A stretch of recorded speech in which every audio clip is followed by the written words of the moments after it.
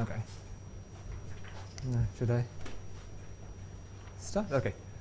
So this is going to be a talk on introductory homological algebra. Let me point out 3 good books on the subject for reference purposes. Introduction to Homological Algebra by Charles Weibull. Weibull. Weibull? Yes. Thanks. Chuck Weibull. Chuck Weibull. All right. Yeah. Well, that's what friends call him. I see. You can call him Charles. Right.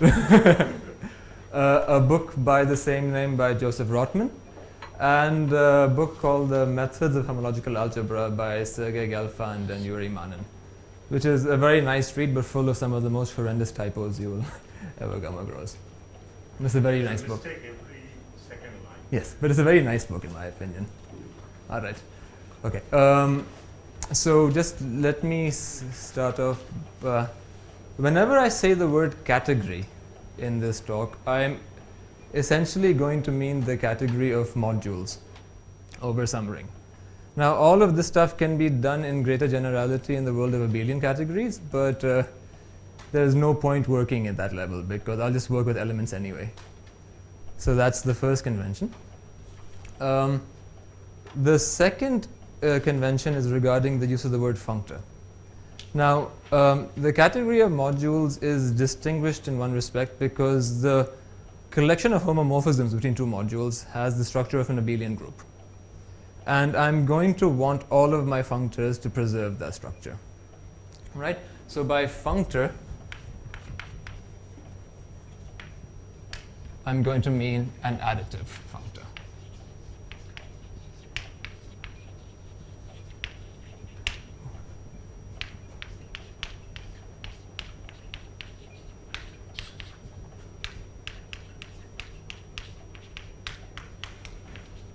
So on Hom sets, it acts as a group homomorphism. All right. So let's begin with the definition. I say that a sequence of modules of the form A going to B going to C is exact at B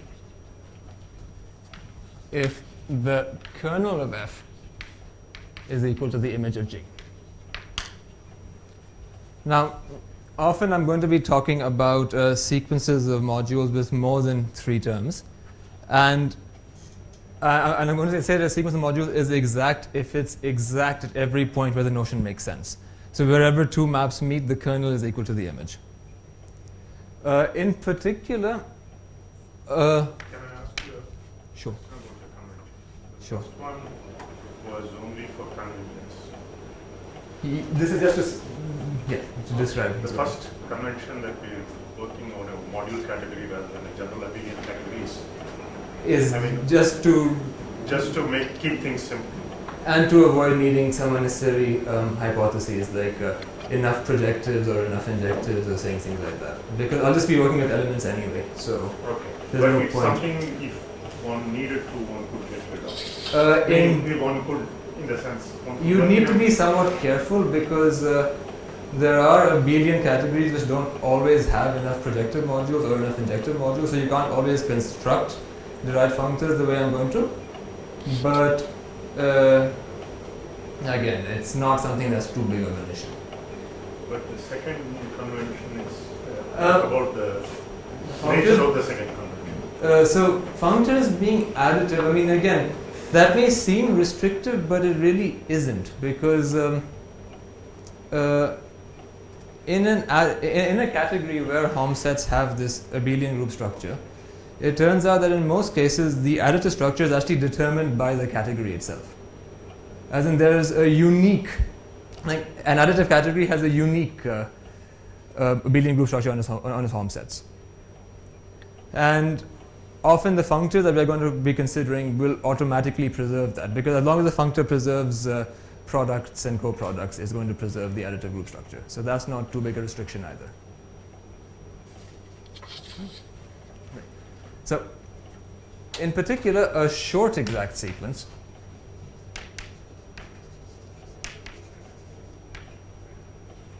is a sequence of the form which just says that the map going from A to B is injective, the map going from B to C is surjective, and that the kernel of this map is the image of this map. And you can sort of think of this as another way of writing that B modulo A is isomorphic to C. Now, given an additive functor on your category, a natural question to ask is whether B modulo A isomorphic to C implies that f of B modulo f of A is isomorphic to C. Or, F of C. sorry? F of C. Sorry, yes. Thank you. Or in other words, whether the exactness of this sequence always implies the exactness of this sequence.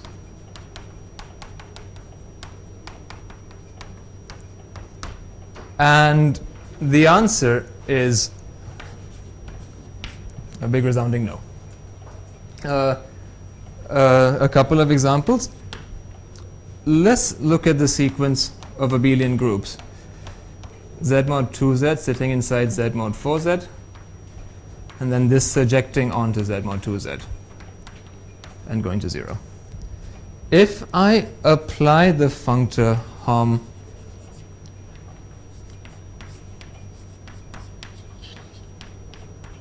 bar to this exact sequence, I get the sequence Z mod 2Z mapping onto Z mod 2Z isomorphically, and then this map being 0. So I lose surjectivity. In a similar fashion, if I consider the exact sequence going to Z mod 2Z, where this is multiplication by 2, and I apply the functor Z mod 2Z tensor Z to this, I then lose injectivity because I have that the first map becomes 0.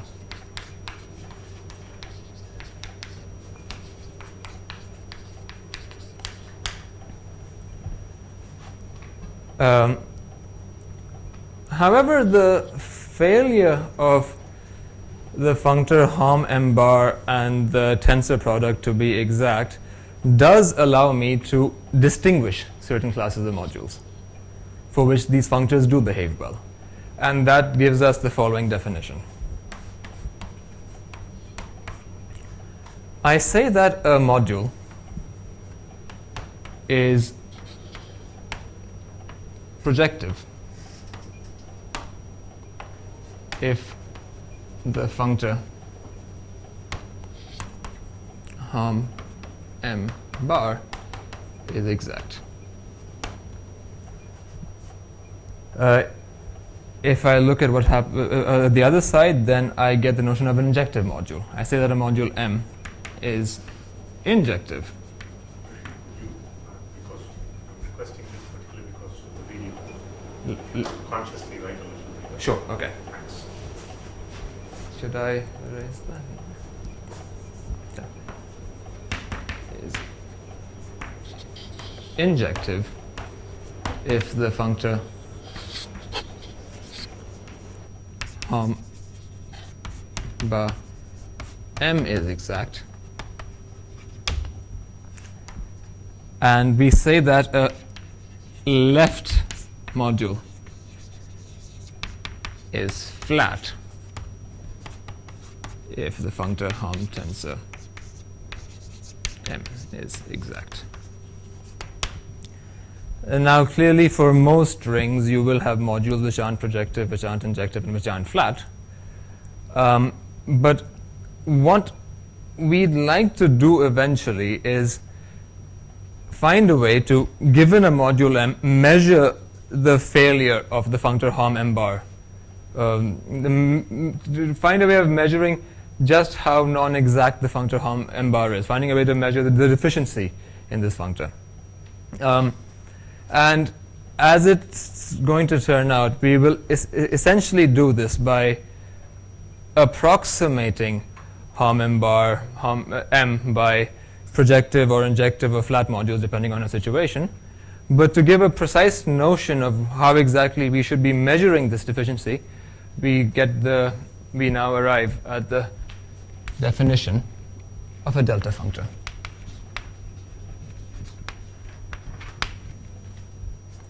Okay, so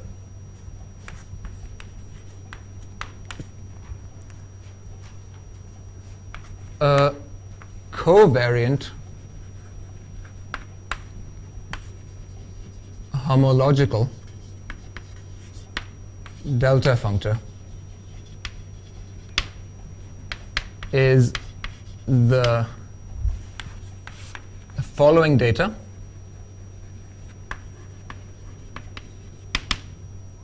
One, I have a sequence of additive functors.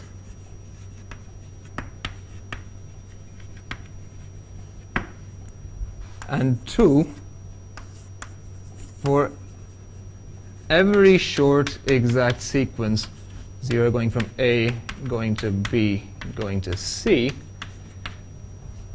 there exists a map from Tn of C to Tn minus 1 of A.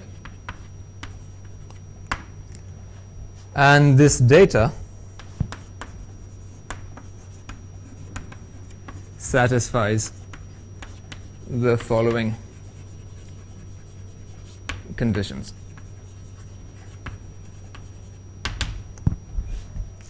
Firstly, these boundary maps come together to form long exact sequences. For any short exact sequence, 0 going to A, going to B, going to C, going to 0, there exists a long exact sequence which ends in the functor T0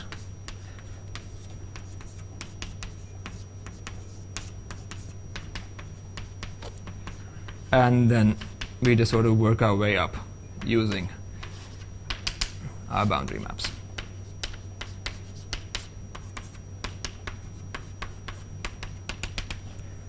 So that's the first condition. And the second condition that this data must satisfy is that these boundary maps have a certain naturality to them. What do I mean by that? I mean that given any morphism of short exact sequences, so suppose we have two exact sequences, the A going to B going to C, and A prime going to B prime going to C prime. And suppose we have maps from A to A prime, B to B prime, and C to B prime, such that each of these respective squares commute. Then, for all n greater than or equal to 1, I can go from Tn of C to Tn minus 1 of A using the boundary map given in this collection of data. Or I can go down to Tn of C prime, because Tn is a functor, and go across to Tn of C prime using the boundary map corresponding to that exact sequence. That was Tn minus 1? Yes. And this square will commute as well. So, sorry? Yes, that's right. Now, there are a couple of variants of this depending on whether your functors are contravariant or cohomological. And it's worth just spelling these out briefly. There are three other variants. The first is what's called a contravariant homological delta functor. So in this case, our functors Tn are all contravariant functors, and our boundary maps go from Tn of A to Tn minus 1 of C. I have covariant cohomological delta functors. Now in this case our functors are covariant, but instead of lowering degree our boundary maps increase degree. So I go from Tn of C to Tn plus 1 of A. And finally, I have the contravariant cohomological case. And over here, well, what should happen? Well, Tn of A goes to Tn plus 1 of C. And I mean, there are differences in the way we're going to construct these things, so it's worth mentioning that these three cases exist. Now, one thing to note is that if I have a covariant homological delta functor, then the functor T naught in particular has a special property. And that special property is that given any exact sequence,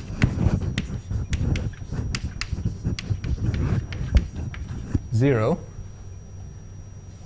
I have that exactness is preserved on one side, because that long exact sequence is exact and the last term in particular is exact. So I have that given any exact sequence, the sequence T naught of A going to T naught of B going to T naught of C going to 0 is exact.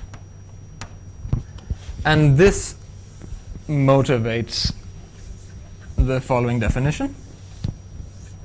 I say that an additive functor f is right exact. So this is covariant. If given any exact sequence, A going to B going to C, that phenomena takes place. I have that f of A going to f of B going to f of C is exact. An example of a right exact functor, in fact, perhaps the first example that you'll come across of this sort of behavior is with the tensor product of a module. And, well, so we can sort of see that the higher TIs are measuring the failure of T not to be exact at this point. So the obvious question to ask right now is that is every right exact functor T naught for some homological delta functor Tn? Or in other words, like given a right exact functor f, is there some delta functor Tn such that T naught is naturally isomorphic to f? And it turns out the answer is yes, and there is in some sense a universal solution to this problem, and that's what I'll now describe. But before doing that, I need to talk a bit about chain complexes and some aspects of their category.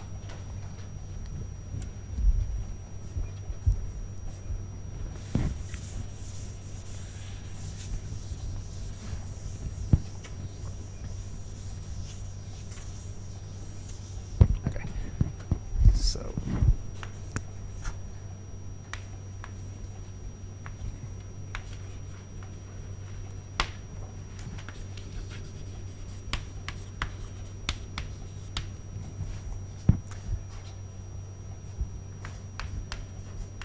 So a chain complex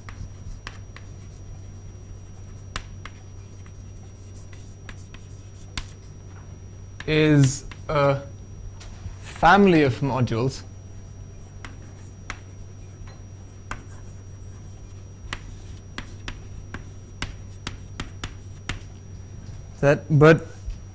and between them you have something called a boundary map.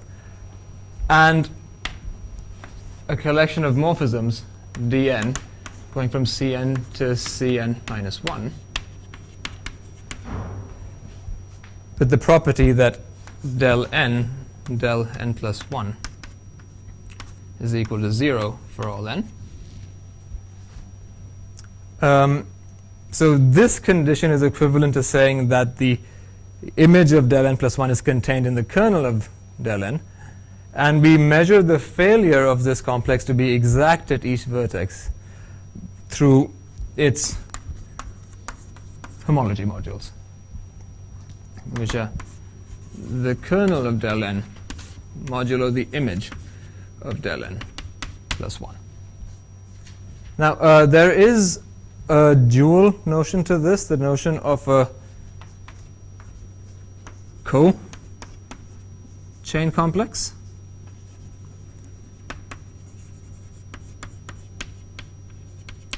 Over here, we again have a family of modules Cn, and we again have a family of boundary maps Cn, but in this case, they increase degree as opposed to lowering it.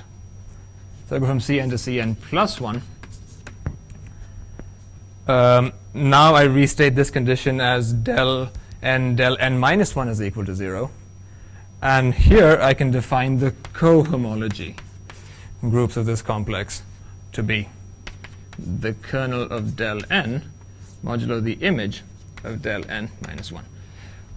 Since we're allowing our family of modules to be indexed by the integers, I mean, these aren't very different. I mean, given a chain complex Cn, C of minus n gives you a co-chain complex, and there's a natural way of going between them. So I'm going to stick to chains for the most part, but I might switch, and if I do, please let me know. By accident. Right. Now, there is a category of chain complexes.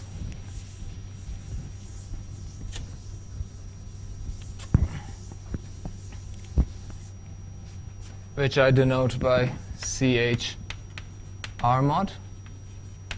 Over here, the objects are your chain complexes. And a morphism F from a chain complex C to a chain complex D is a family of maps Fn going from Cn to Dn, such that if I go from Cn to Cn minus 1 via del, I'll go down to Cn to Dn via Fn, and then go across to Dn minus 1. This diagram commutes for all n. And it's not too hard to see that the category of chain complexes over any abelian category, I mean, in this case, is also an abelian category, as in, so you have the notion of a kernel and a co-kernel and so on and so forth. In particular, you have the notion of a short exact sequence. And there's also a collection of functors from the chain, from this category to the category of our modules, which are essentially given by the homology groups. If F is a chain map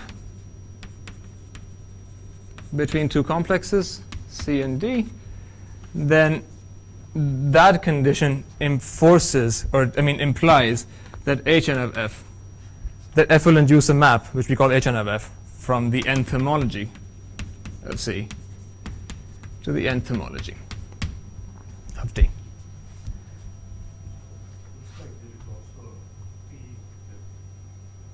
Today as well. Oh. So you.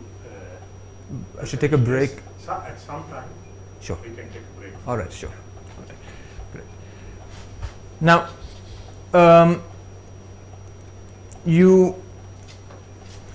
so let me define the notion of a quasi-isomorphism at this point. I say that a chain map F is a quasi-isomorphism if the maps it induces on all of the homology groups are isomorphisms.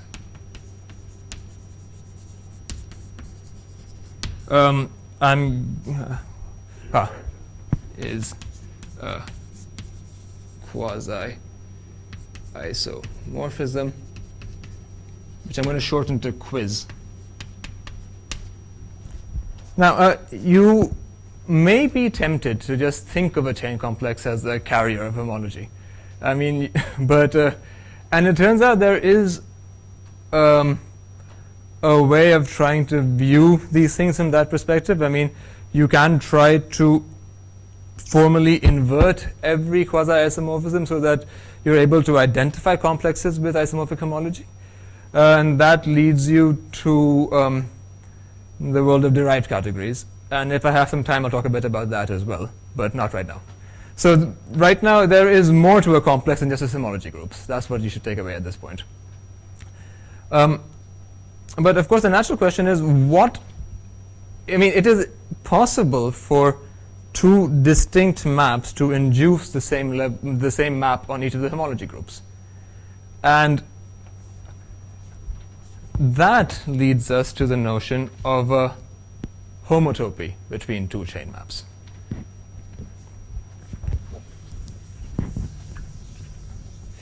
So, and this will also be my one proof for the talk. So I say that F and G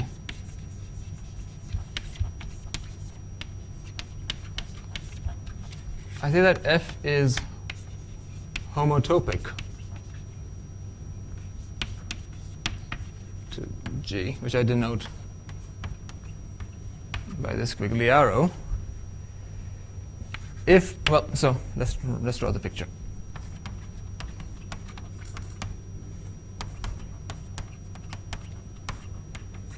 So here are my two chain complexes. I have Fn plus 1 and Gn plus 1, Fn and Gn, and Fn minus 1 and Gn minus 1, going down from Cn to Dn. And I say that F is homotopic to G if there exist maps Sn going from Cn to Dn plus 1, so going across the diagonal, such that del S plus S del is equal to F minus G. Or if you actually want to include indices, you would say that del n plus 1 Sn plus Sn minus 1 del n is equal to Fn minus Gn for all n. And it's a pretty easy proposition that if F is homotopic to G, then for all n, the induced map on homology of F is equal to the map that G induces on homology at n. And we can prove this. So this thing, Hn of F, Hn of C, is just the kernel of del n modulo the image of del n plus 1. So if I take any x belonging to the kernel of del n, then Fn of x minus Gn of x is equal, by this formula, to del n plus 1 Sn of x plus Sn minus 1 del n of x. Since x lies in the kernel of del n, this term is 0.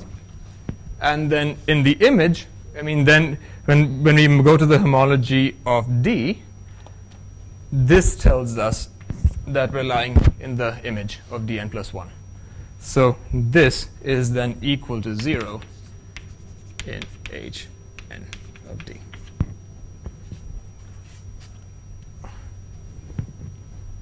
Great.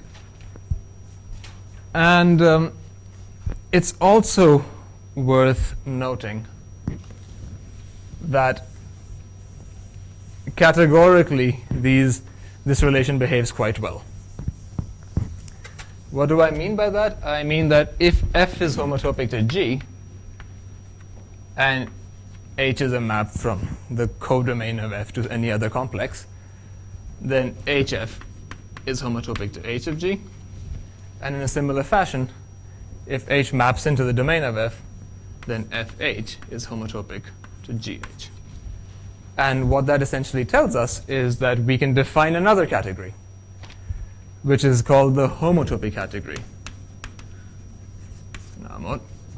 The objects here are just the objects in the category of chain complexes, but the morphisms are different. Homomorphisms in the homotopy category between two complexes C and D are homomorphisms, are chain maps, but you mod out by this relation. Do you know Over why there. it's called K? Homotopy doesn't have a K in it. I don't know why it's called K. Does anybody know why it's called K? Okay. Is this a good place to stop for? You're the person. But what's the time? I can't see it. Okay. It's known for a little Sure. No, no. but Okay, great. We can obviously ask what the notion of isomorphism reduces to in this category, right? When are two complexes isomorphic in the homotopy category? And that's just, I mean, you can just translate what's happening here and you get to the notion of a chain homotopy equivalence. We say that chain map F going from C to D is a chain homotopy equivalence if there exists a map going from D to C such that Fg is homotopic to the identity and Gf is homotopic to the identity in their respective Hom sets. And this is precisely the criterion for a map to induce an isomorphism in this category. In particular, chain homotopy equivalences are quasi-isomorphisms because this tells us that they do induce isomorphisms on homology. And maybe, and in fact, you can show that, so you can define this notion without constructing this category. You can define it directly. And of course, any map of this type, any CHE, is going to induce, is going to be isomorphic once I view it in this category. But it turns out that the homotopy category is precisely the localization of the category of chain complexes at the set of chain homotopy equivalences. That it is the smallest category in some sense in which these things become invertible. the largest. Yes, things map from it, yes. The largest category in these things become invertible. We have three notions of isomorphism between chain complexes now. We have the notion of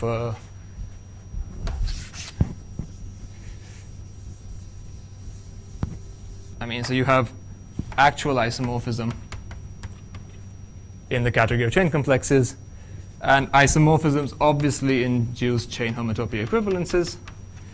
And this is the notion of isomorphism in this category. And every CHE is a quasi-isomorphism. It's not too hard at all to show that each of these inclusions is strict. To get an example of CHE, which is an isomorphism, look at the complex 0 going from Z going to Z going to 0. This is the identity. And this will be homotopic to 0. So this complex will be chain homotopic to the 0 complex, but clearly it's not isomorphic to the 0 complex. You can get an example of a quiz, which isn't a homotopy equivalence either. Over there, you just look at Z going to Z. You multiply by 2 instead and map down. And this complex is quasi-isomorphic to the complex 0 Z mod 2Z going to 0. In fact, it is what's called a projective resolution of that. But it's not too hard to see that. I mean, there's no map except for the 0 homomorphism from this into that. So the only way this could be a chain homotopic to, that this map could be a chain homotopic were if this complex were in fact exact. Maybe you should explain that you write only a finite part of the complex. Yes, I mean, so there's zeros everywhere else on either side. And so it's not too hard to see that this is a quasi-isomorphism which is not a chain homotopy equivalence. Now again, I mean, so we have a category in which these things are the isomorphisms, we have a category in which these things are the isomorphisms. So an obvious question is there a category in which these things are the isomorphisms? And that's precisely the derived category that I mentioned earlier. You can view that as the localization of the category of either the homotopy category or the category of chain complexes at the set of all quasi-isomorphisms. One important point to note is that while the category of chain complexes is an abelian category, as in while we do have kernels and co-kernels and things work out well perfectly over there, the homotopy category will normally not be abelian. As in, I think it's a theorem that the homotopy category of R mod will be abelian if and only if R mod is actually, if R is actually semi-simple or something like that. You can still recover the notion of an exact sequence in some sense in this category by decorating it with the structure of a triangulated category, but I won't go into that stuff. I mean, that stuff it's important, and it's sort of how we recover short exact sequences in this world and in the derived category, but that's out of the scope of this talk. All right, so so we've defined the notion of a chain complex, and we've talked a bit about the category of chain complexes and its homotopy category. So now we can finally go and define the notion of a projective resolution.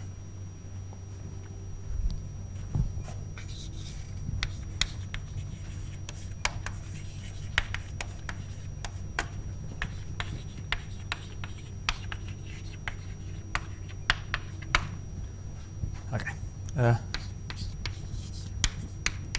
Let M be a module. I say that a complex P of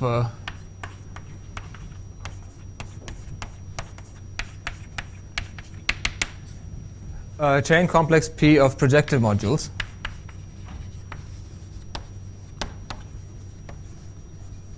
is a projective resolution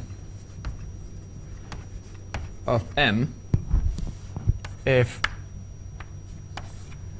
its homology at 0 is isomorphic to M, so, and all of the higher homologies vanish. Another way of saying this is sorry? And three, they are projectives. Compressor projective modules. Oh, okay. Okay, maybe you should have 0 at the end. Okay, thanks. Another way of saying this is that we can view a module as a chain complex concentrated in a single degree. We can view a module M as a chain complex with M sitting in degree 0. And projective resolution is then just a complex which is quasi-isomorphic to M and composed of projective modules. It's the same notion. It's a fact. I mean, it's not too hard to prove. Every module has a projective resolution.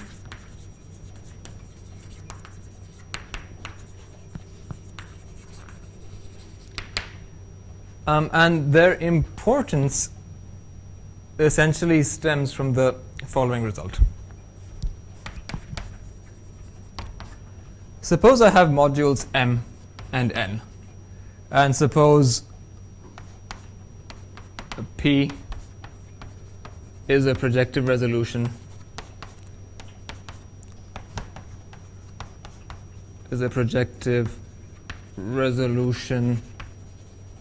of M, and suppose Q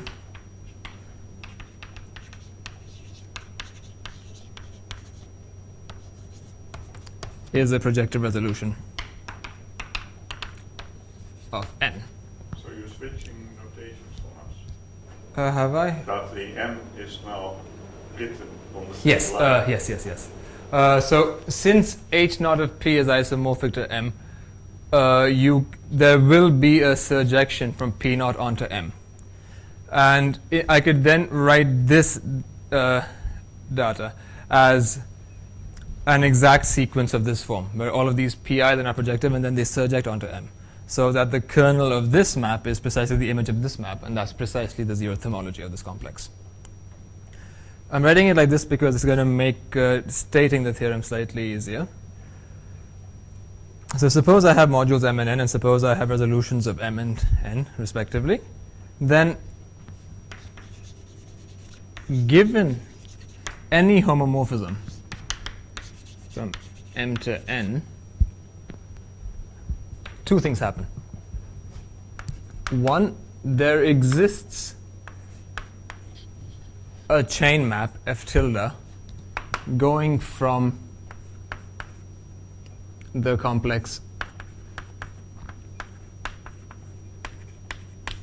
to the complex composed of the QIs, such that if I draw the diagram,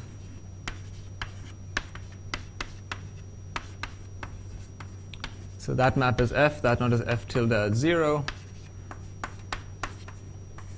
that map is F tilde at 1, and so on and so forth.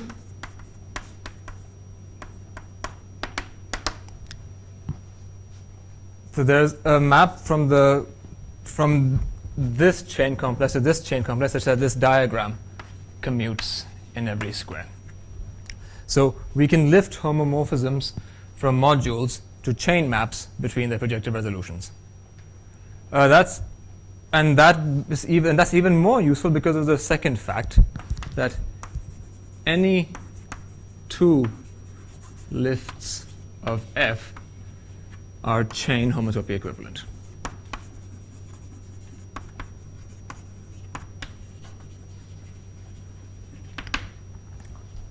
And that's what makes these resolutions especially nice to work with, because not only can we lift maps from modules to modules of chain complexes, but we can lift them in a way that becomes functorial once we go down to the homotopy category. Another way of saying, so this has two corollaries. The first corollary is that if P and P prime are projective resolutions of M, then P is isomorphic to P prime in the homotopy category.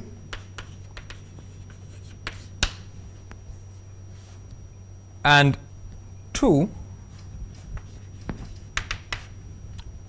if we make a choice, and if we choose for every module M a projective resolution,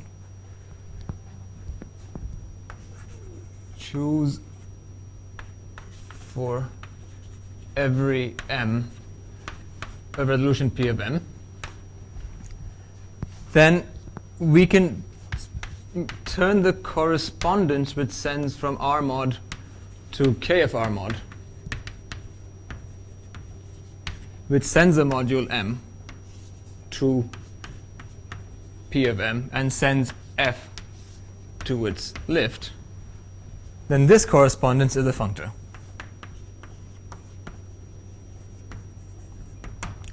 And changing our choice of projective resolution basically gives us a naturally equivalent functor, a naturally isomorphic functor to this one. And now we can sort of define, and now let's go back to our initial problem. Let F be a right exact functor.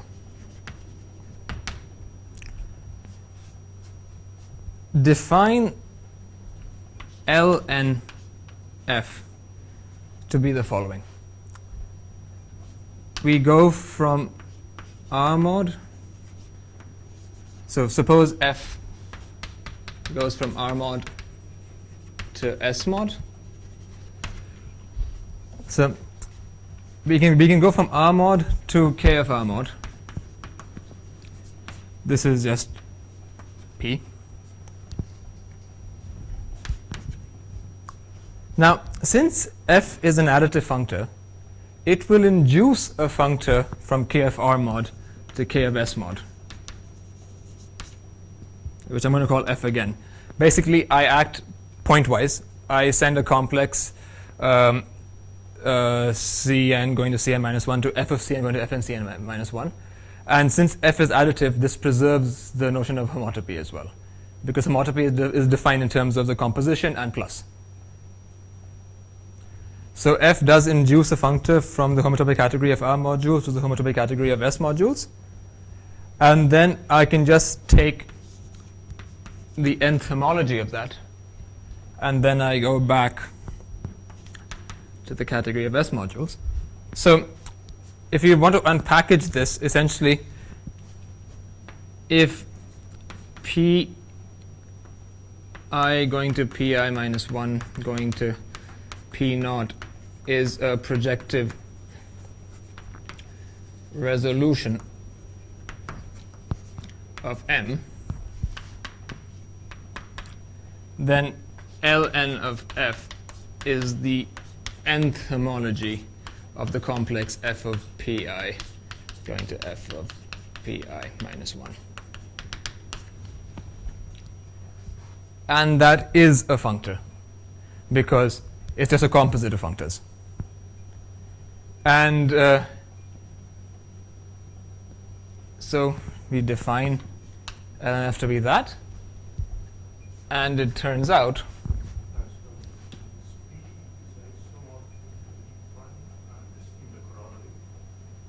in K of R mod.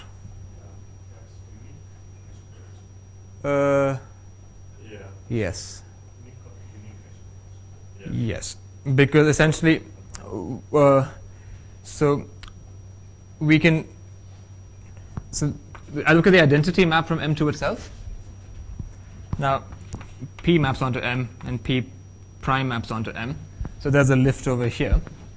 But then I can go back and look at the identity map again, and then there's a lift from P prime to P, and then that composite lifts the identity map from P to P. So therefore, it must be homotopy to the identity map.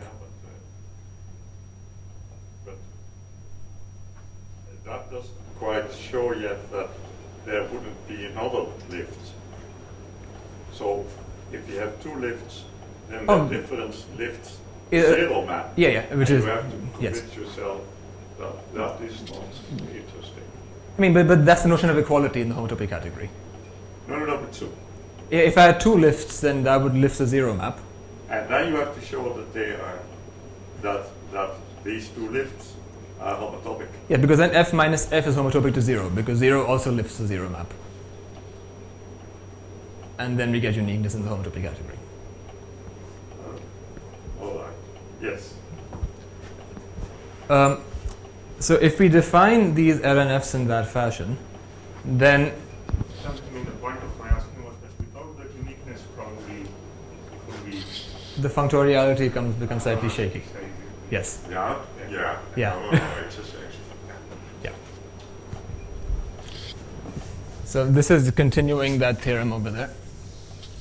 So given a right exact functor, we define these left derived functors, LNF. Then A, LNF is a homological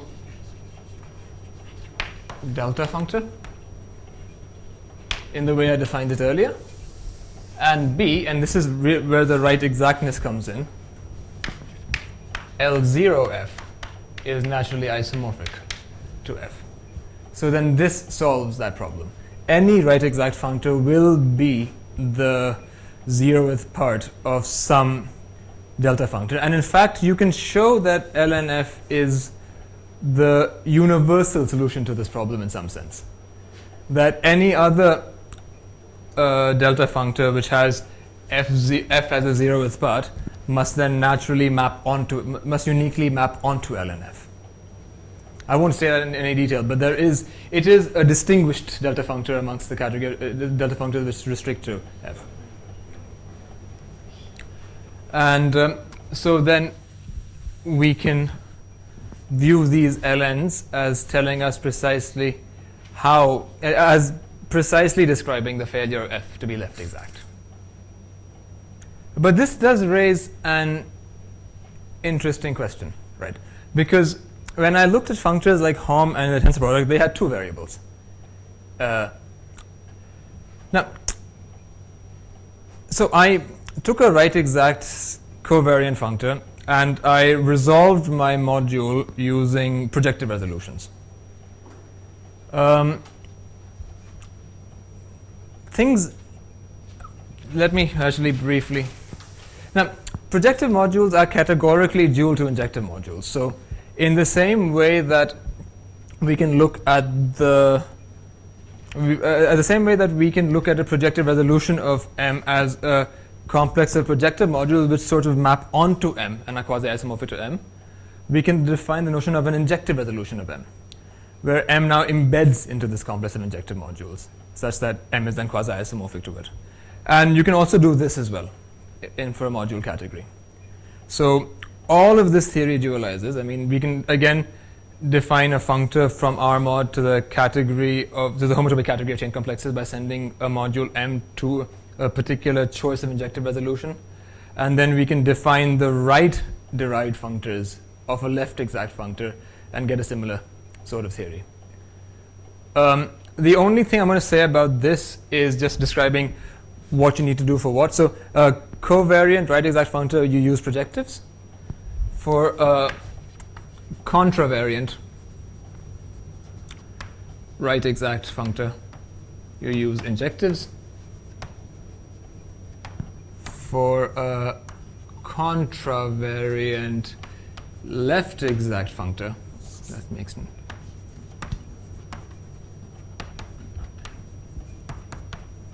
exact functor, we use projectives. And for a covariant left exact functor,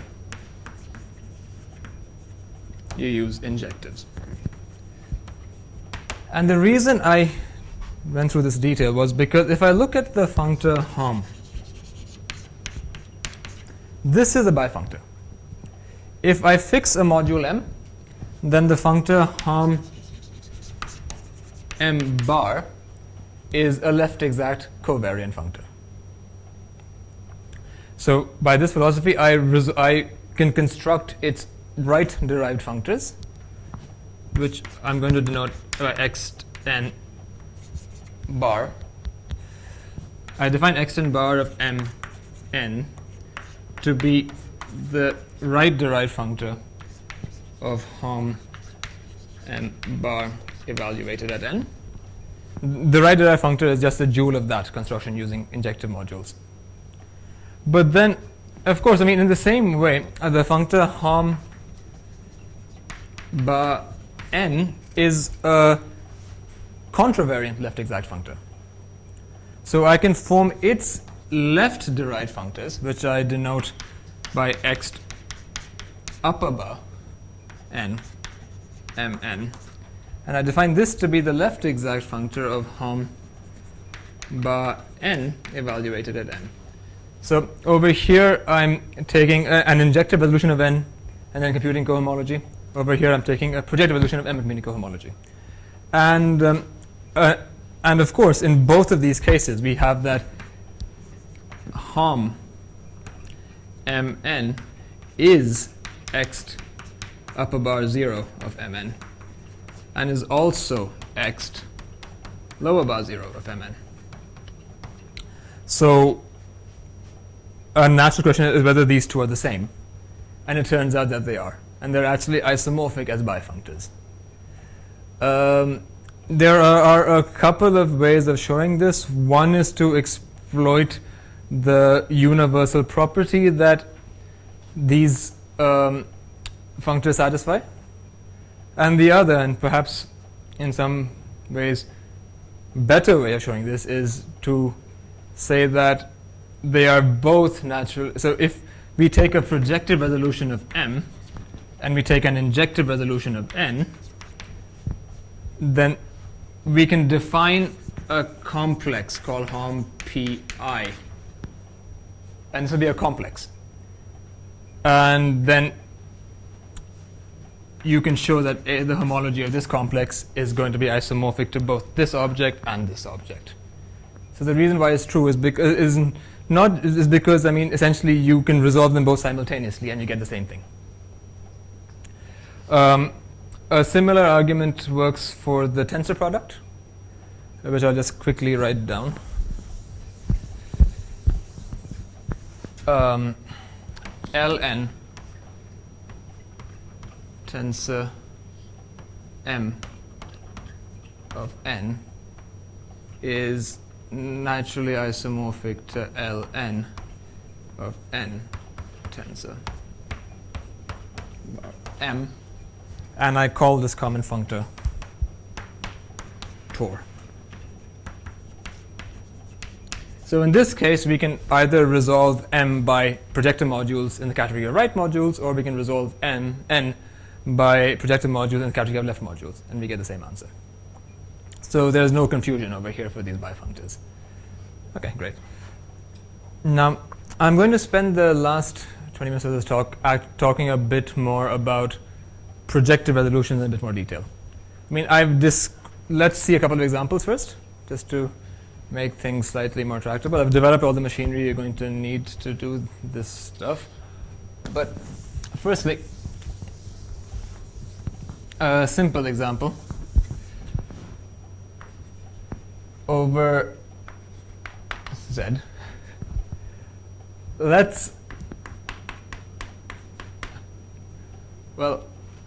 if I want to compute x1 of Z mod nz of a module M, so I can either take an injective resolution of M or a projective resolution of the first module. In this case, the choice is obvious because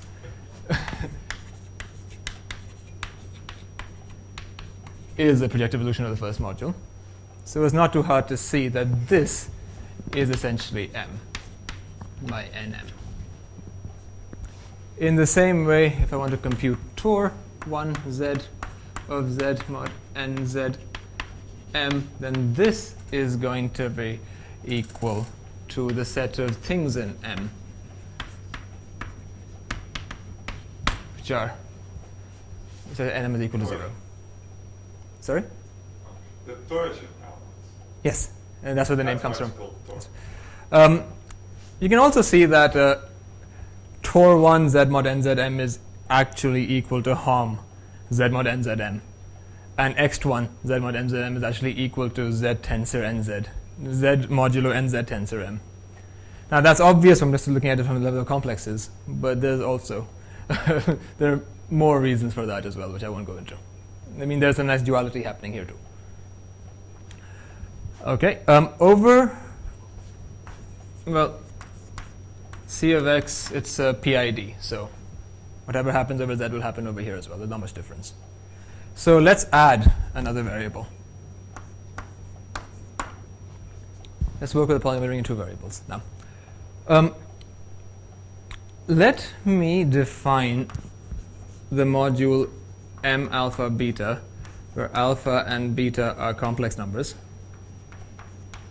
to be C of xy modulo x minus alpha y minus beta. And let's try to construct a nice resolution for this. Well, the first step is obvious. We know of a projective mapping onto M alpha beta. I send C of xy to M alpha beta. And this is just the natural quotient map. Its kernel is this ideal. So to surject onto this ideal, I'm like, fine, so I have two generators, so I'd take two copies of C of xy squared, and I just do SNFG. And since I'm going to compute the kernel, let's make things look slightly nicer than they would otherwise, so I send FG to f of x minus alpha minus g of y minus beta. And when I try to compute the kernel of this map, sorry? times, not of. Yeah, sorry, yes, yeah. Obviously, sorry, yes. The notation is slightly. yeah. I'm multiplying these as polynomials in this ring. I'm not evaluating anything at anything. And the kernel of this, well, if f of x minus alpha is equal to g of y minus beta, then y minus beta must divide f, and x minus alpha must divide g. So, and then basically I see that there exists some u, such that u into y minus alpha is equal to f, and u into y minus beta is equal to f, and x minus alpha is equal to g. And that tells me that to complete this, I just need to take one copy of c of xy, and here I send a polynomial u to u y minus beta minus, comma, and then, oh yes, look at that's the minus over there, u x minus alpha. And as an exercise, use this complex to compute x star of m alpha beta m gamma delta. Also use it to compute Tor, and if you're particularly keen, extend it to n variables and see what happens over there. This thing has a name. It's called the co-Joule complex.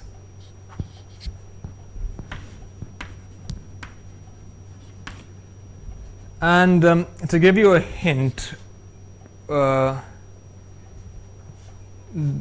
if you think of this as degree 2, degree 1, degree 0, then this is basically just the exterior algebra. Let's see.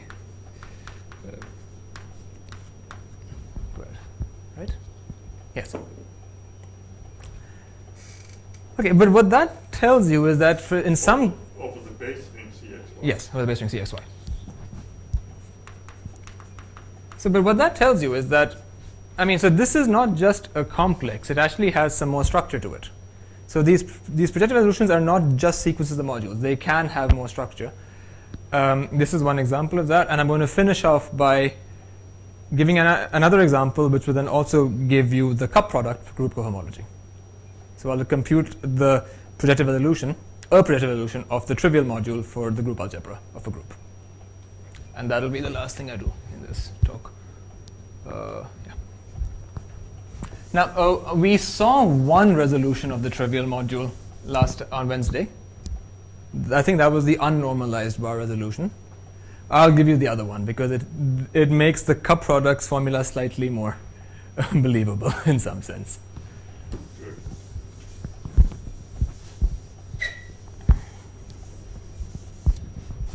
Okay, so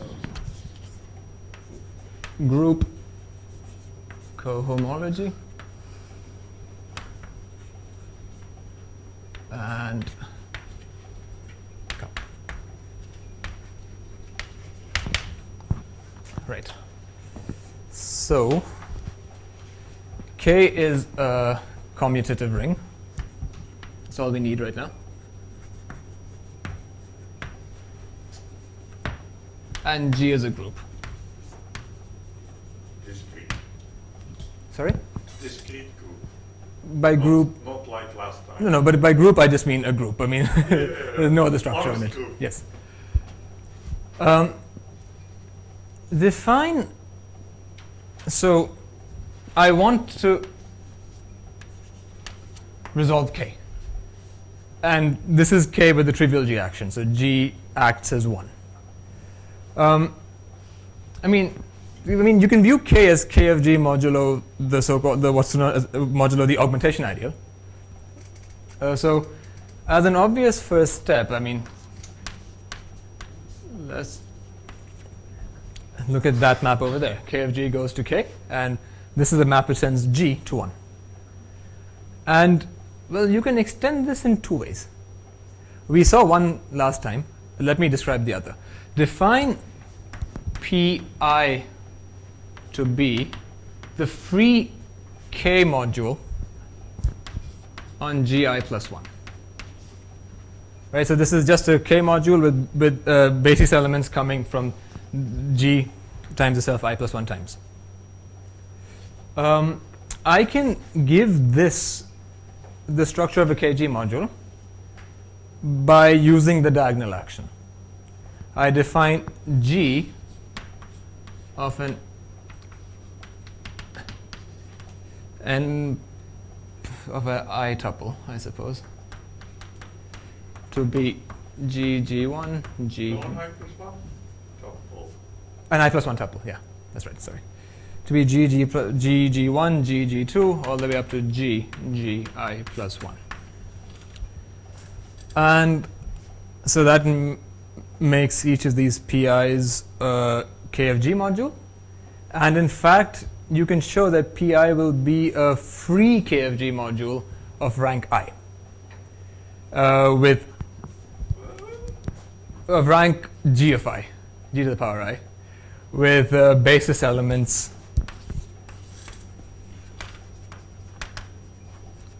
You take 1 in the first coordinate. So you just sort of normalize and take 1 out. There's also a natural differential from Pi to Pi minus 1 going down to P0. So P0 is K of G, and then mapping down to K, where I just basically do what I did in algebraic topology in graduate school. I define del of, I'm defining this map on basis elements. I'm defining del of G1, G2 up to Gi plus 1 is equal to sigma minus 1 to the power j, j going from, well, let's start with 0 and let's go up to I, that's easier.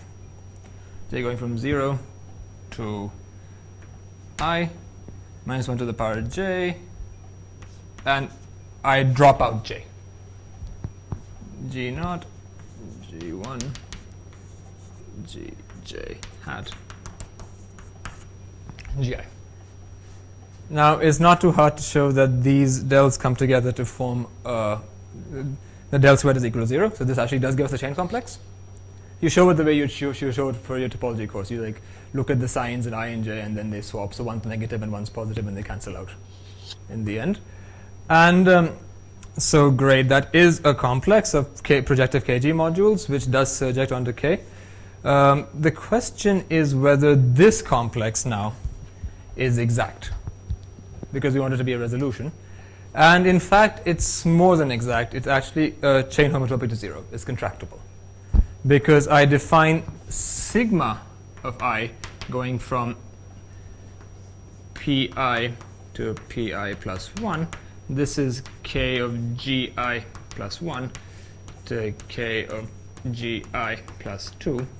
I define sigma I of G naught up to Gi to be 1 G naught up to Gi.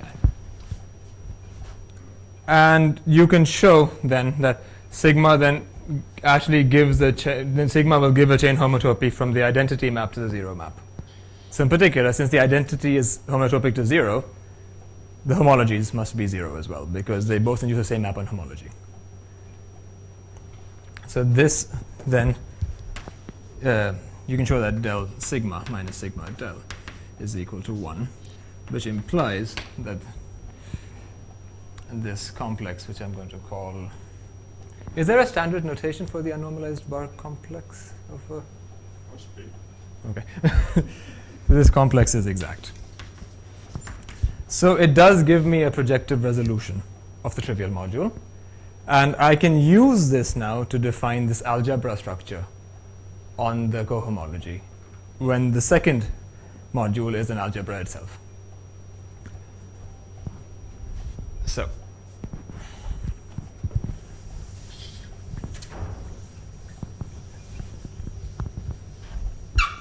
one thing to note over here is that while these dels clearly are K of G maps because you're acting diagonally, this is, sigma is not a K of G map.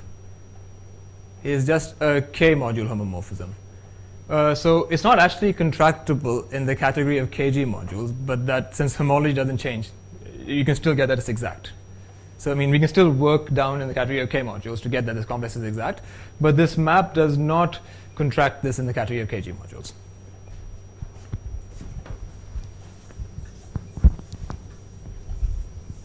So essentially you want to, I mean the first, so suppose I have P of I plus j, and I want to somehow embed this into P of I tensor P of j.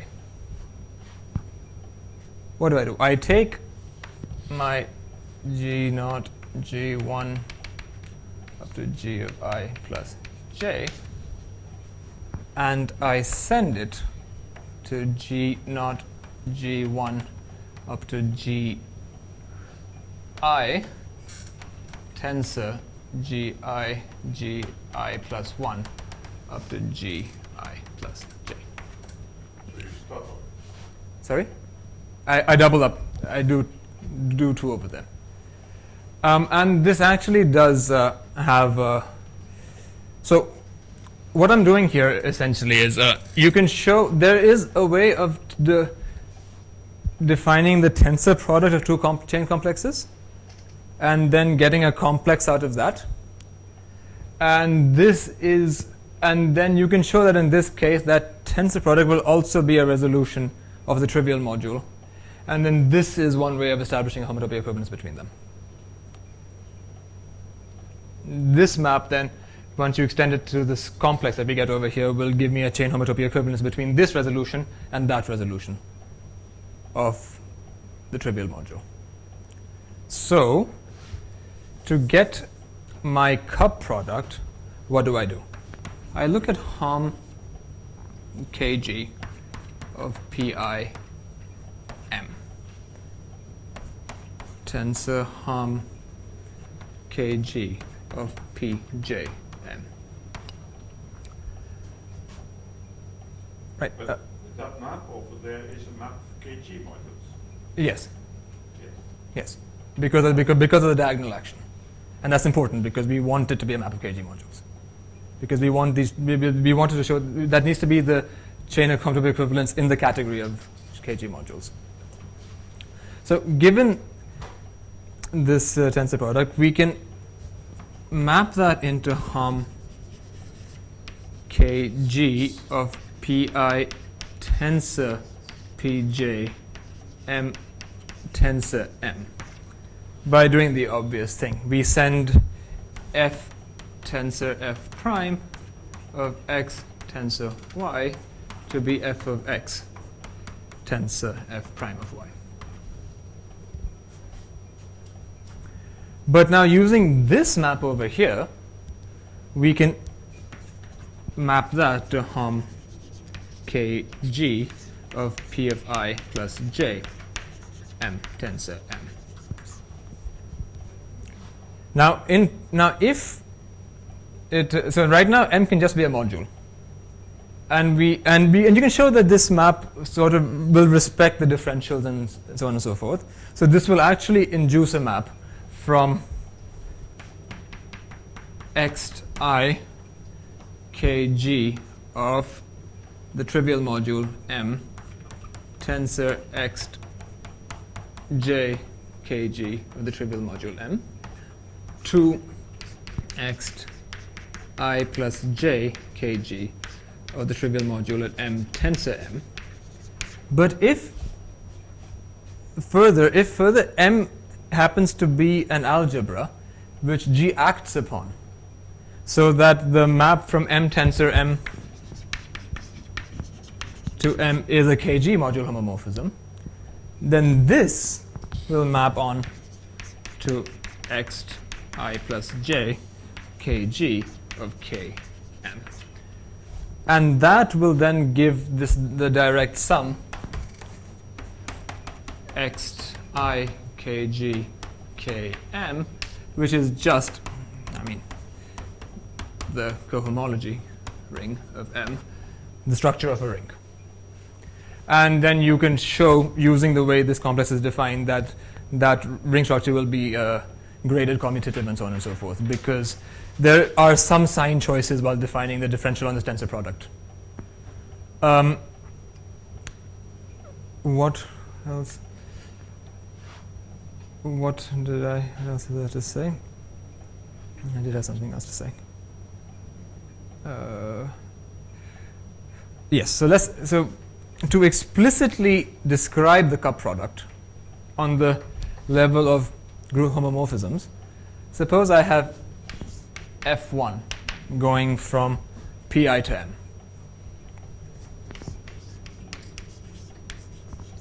And suppose I have F2 going from Pj to M. So these are two elements which lie in the ith and the jth cohomology graded part. Then I define F1 cup F2 of G0 up to Gi plus 1, I plus j, to be F1 of G0 up to Gi into F2. It's as nice as you can possibly hope, of Gi plus j.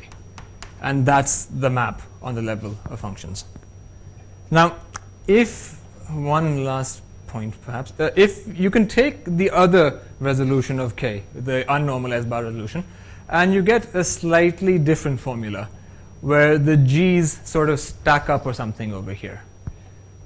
And the reason for that is, well, in this case, so you need the fact that there is an algebra map from Kg to G tensor Kg at some point to make all of this work. In this case, we use that fact while constructing our complex. We use the diagonal action at the level of the complex. In the other one, we don't. So we need to somehow use that over here somewhere. And that's what leads to the slightly more complicated formula at this point. Okay, I think I'll stop here.